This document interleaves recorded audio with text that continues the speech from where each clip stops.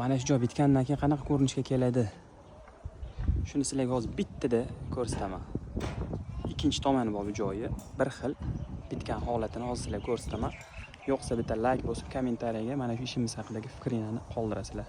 Qani ketdik. Mana bitgan holati. Nima deyapti opala? O'ta ham bomba chiqdi ham. Ko'rib baho berib qo'yasizlar. Choklarga, stiklarga,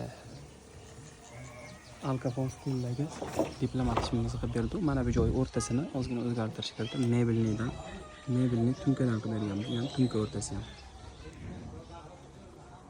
Atrofini gipsokardon qilganmiz. Mana bu joy bilan ichkarisi bilan tashqari shapkani ajratish uchun. Bu joy travertin bo'lib juda ham chiroyli ko'rinishga keladi, xudo xolasa. Bu joy ham tunka qilib o'rilganda oddiyroq holat bo'ladi. Shuning uchun biz gipsokardon qilib berdik bu joyni.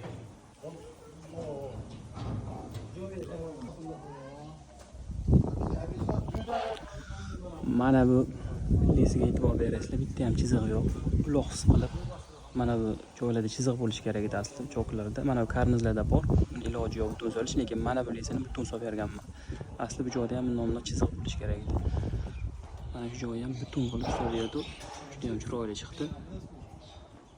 Yoqqan bo'lsa bitta like bosib, kanalimizga obuna bo'lib qo'yinglar. Sog' bo'linglar, salomat bo'linglar.